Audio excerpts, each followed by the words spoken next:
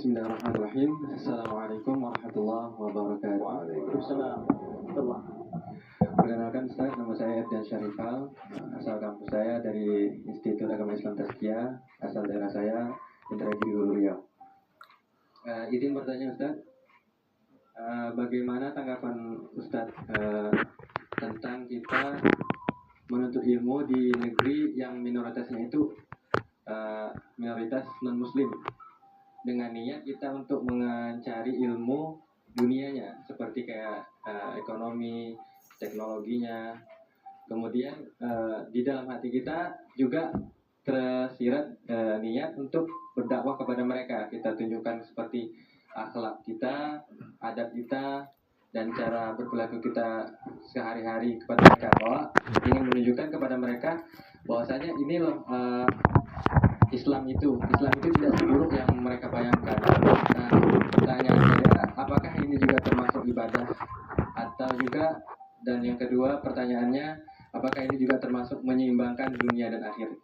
Sekian, terima kasih. Assalamualaikum warahmatullahi wabarakatuh. Waalaikumsalam warahmatullahi wabarakatuh. Silakan, Mas. Rektor pertama Al-Azhar Kairo, Syekh Profesor Dr. Muhammad Al-Bahi, mendapat gelar doktor dari Jerman. Ketika saya belajar di Mesir, nama Menteri Agamanya Profesor Dr. Syekh Hamdi Zakzuk. Menteri Agama, Menteri Wakafnya juga mendapat gelar doktor dari Jerman. Kemudian yang tertinggi di Al-Azhar itu Grand Syekhnya, Syekhul Azhar, adalah Profesor Dr. Syekh Abdul Halim Mahmud. Syekh Abdul Halim Mahmud mendapat gelar doktor dari Universitas Sorbonne, Paris, Prancis. Lalu kemudian ada ulama besar yang dijadikan sebagai bapak sastrawan Indonesia, Syekh Hamzah Fansuri, yang mengungkap bagaimana kehidupan Hamzah Fansuri ini ditulis oleh salah seorang ulama bernama Profesor Dr. Najib Al-Attas, dan beliau mendapat gelar doktor dari Inggris. Lalu kemudian itu ilmu agama, ilmu sastra. Apa bukti sudah begitu banyak, dan untuk negara kita tentu saja kebanggaan kita mantan presiden kita yang lalu, yaitu Bapak Profesor Dr. B.J. Habibie. Beliau ketua ICMI, Ikatan Cendekiawan Muslim Indonesia. Maka muncullah statement beliau, berhati Makkah, berotak Jerman. Jadi kalau adik-adik yang sudah Qurannya kuat, akidahnya kuat, fikihnya kuat, ekonomi syariahnya kuat, S1 selesai, lalu kemudian nanti dapat beasiswa S2 dari McGill Kanada, dari Cambridge, dari ANU itu apa Ustaz? Australian National University. Tidak akanlah terbang sejauh mata memandang, tapi akan pulang ke negeri ini membangun Indonesia tetap menjadi baldatun thayyibatun wa rabbun ghafur. Kuatkan dulu insya Allah, maka sesungguhnya contoh-contoh yang pernah para ulama kita dulu, mereka tetap kembali, tidak ada imannya yang hilang. Tapi kalau antum ragu, nggak usah berangkat. Demikian Ustaz. Baik, terima kasih. Selanjutnya saya tadi sudah disahkan sebelumnya ada 2 akhwat, sekarang saya kesempatan 1 ikhwan lagi deh. Silakan, boleh berdiri. Ya, silakan. Baik, bismillah, assalamualaikum warahmatullahi wabarakatuh. Waalaikumsalam warahmatullahi wabarakatuh.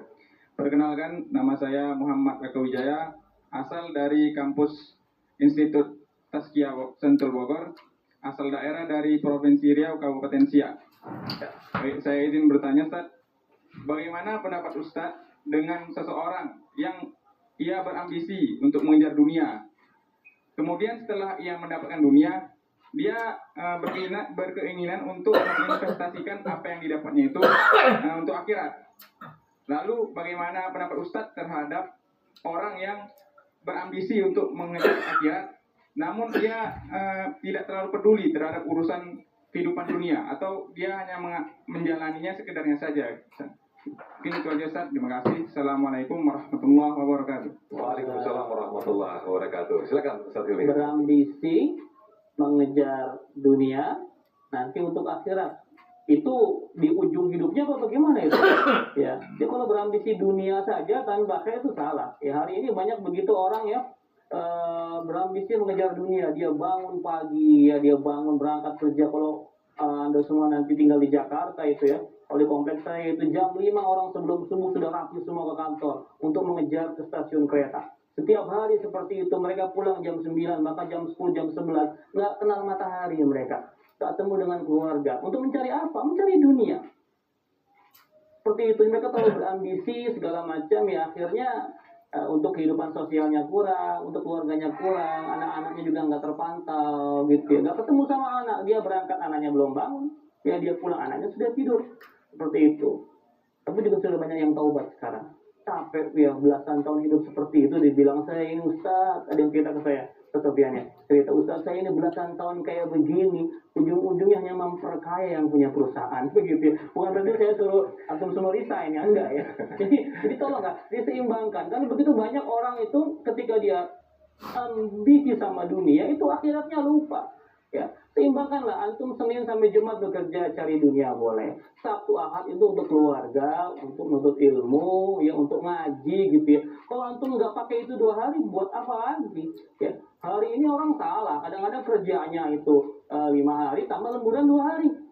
Gitu ya, untuk ngejar apa? Jadi ya dunianya sekedarnya saja, ya cari dunia boleh ya. Apalagi ujungnya tadi buat akhirat.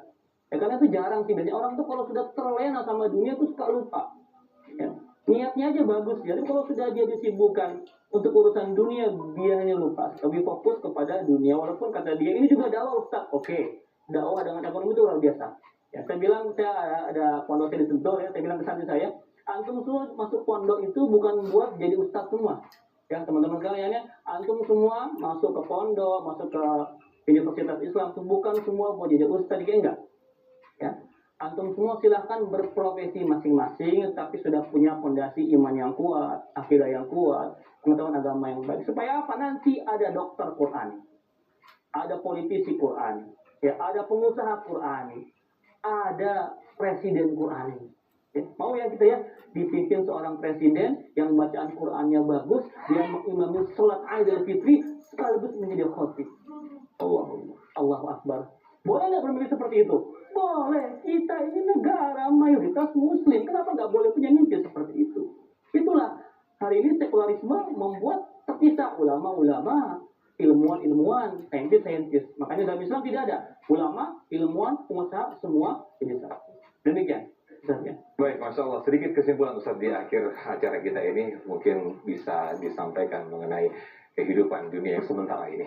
Imam Al-Ghazali sampai pada puncak popularitas. Dalam biografinya kalau dia berjalan 70.000 orang di belakang. Kita kadang 10.000 follower udah lupa. Dan jabatannya tertinggi dekat dengan Sultan Nizamul Muluk. Dan dia diangkat menjadi rektor Universitas Nizamnya. Lalu kemudian sampai suatu hari dia lihat ada tongkat di tepi sungai. Dia lihat tongkat ini bengkok. Tongkat kalau di tepi sungai setengah masuk ke air, setengah di atas kan bengkok. Ya. Setelah ditarik ternyata lurus. Dia sadar bahwa mata menipu. Yang tidak tertipu itu adalah qalbu di dalam. Dia tinggalkan popularitas, dia tinggalkan universitas, dia tinggalkan dunia.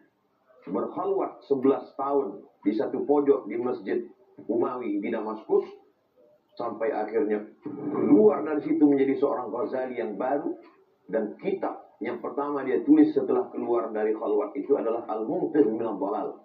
Lalu kemudian ditulis, disusul dengan kitab yang paling monumental, dibaca orang setiap detik, jam, pagi, petang, siang, malam. Di dunia ini buku itu dibaca orang. Kitab Ihya Ulumuddin. Orang yang meninggalkan dunia karena Allah. Dunia itu mengejar dia. Al-Ghazali dikejar oleh dunia. Imam An-Nawawi dikejar oleh dunia. Imam Syafi'i dikejar oleh dunia. Dunianya mereka dapat, akhiratnya pun dapat. Tapi bukan berarti adik-adik setelah ini meninggalkan tazkiyah. Tetap belajar sampai S3, pakar ekonomi, kalian akan menjadi cendekiawan, kalian membangkitkan ekonomi umat, kalian ada bakat politik, kalian punya kekuasaan. Saat itu mungkin kami sudah meninggal, tapi tetap mendapatkan amal jariahnya. Dunia dapat, dunia bersimpu di tapak kaki kalian insya Allah. Baik kan? Terima kasih Ustaz Abdul Somad, terima kasih Ustaz Imi Firdausi. Semoga apa yang disampaikan oleh guru-guru kita tadi menjadi bekal tersendiri untuk semakin kuat menyeimbangkan kehidupan kita yang sementara ini.